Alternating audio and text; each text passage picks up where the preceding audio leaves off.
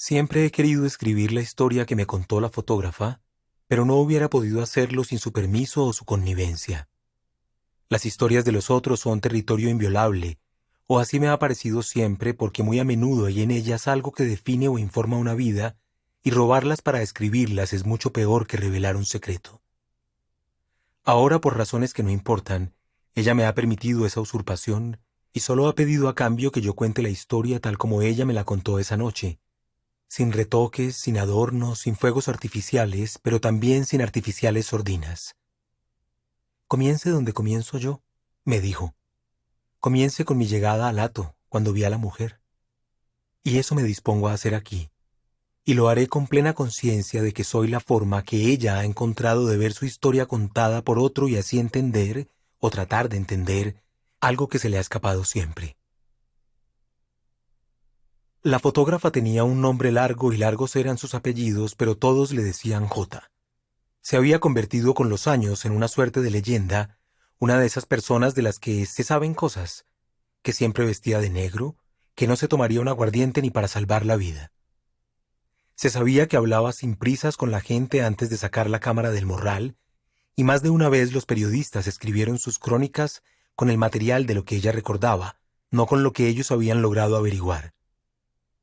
Se sabía que los otros fotógrafos la seguían o la espiaban, creyendo que no se daba cuenta, y solían pararse detrás de ella en el intento vano de ver lo que ella veía. Había fotografiado la violencia con más asiduidad y también con más empatía que ningún otro reportero gráfico, y suyas eran las imágenes más desgarradoras de nuestra guerra. La de la iglesia destrozada por un cilindro de gas de la guerrilla, entre cuyos escombros sin techo llora una anciana. La del brazo de una joven con las iniciales marcadas a cuchillo y ya cicatrizadas, del grupo paramilitar que había asesinado a su hijo en su presencia. Ahora las cosas eran distintas en ciertas zonas afortunadas. La violencia estaba en retirada y la gente volvía a conocer algo parecido a la tranquilidad. A J le gustaba visitar esos lugares cuando podía, para descansar, para huir de su rutina o simplemente para ser testigo de primera mano de aquellas transformaciones que en otros tiempos habrían parecido ilusorias. Así fue como llegó al hato Las Palmas. El hato era lo que había sobrevivido de las 90.000 hectáreas que alguna vez pertenecieron a sus anfitriones.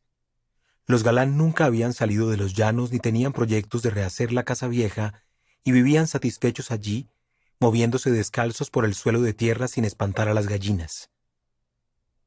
J los conocía porque había visitado la misma casa 20 años atrás.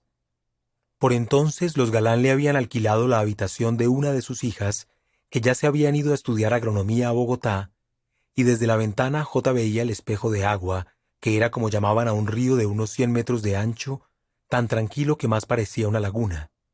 Los chigüiros cruzaban el río sin que la corriente los desviara, y en medio del agua se asomaba a veces, flotando inmóvil, una babilla aburrida.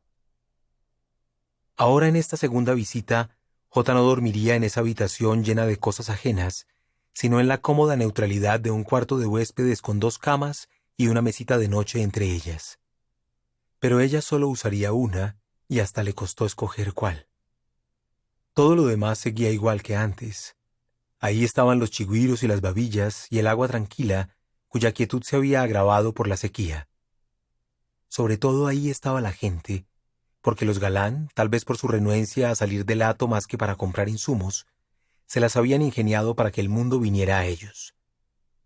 Su mesa, un tablón enorme al lado de la cocina de carbón, estaba invariablemente llena de gente de todas partes, visitantes de los hatos vecinos o de Yopal, amigos de sus hijas, con o sin ellas, zoólogos o veterinarios o ganaderos que venían a hablar de sus problemas. Así era también esta vez. La gente manejaba 2 o 3 horas para venir a ver a los Galán. J había manejado 7 y lo había hecho con gusto, tomándose el tiempo de descansar cuando ponía gasolina, abriendo las ventanas de su campero viejo para disfrutar los cambios de olor de la carretera.